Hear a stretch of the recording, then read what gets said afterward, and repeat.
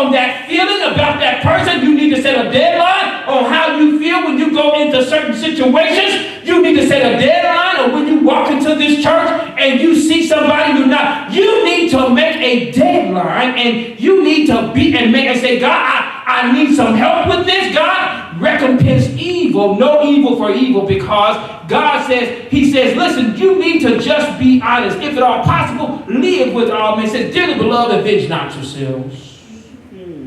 Come on, Brother Mark. Come on, praise team. Avenge not yourselves. God said, vengeance is mine.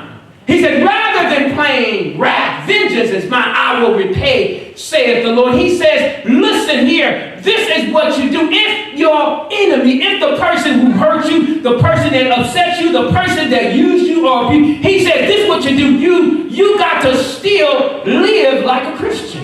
He says, live like a Christian. How do I do that? When my enemy hungers, I'm going to feed him. When he is thirsty, I'm going to give him something to drink. Some people get excited about heaping the coals, but before you heap the coals, you got to give.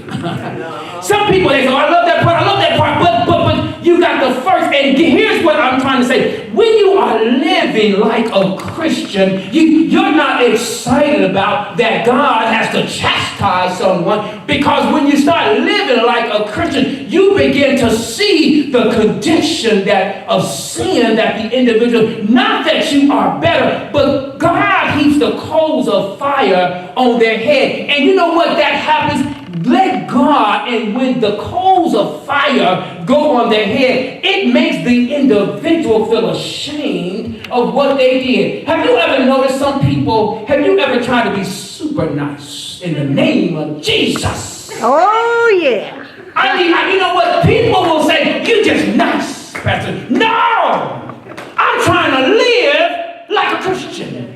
So living like a Christian means, it don't mean that you're going to be nicey, but I'm going to live right, because God says if you're going to be a Christian, you ought to act like one, you ought to live like one, you ought to talk like one, you ought to look like one, and you got to be one.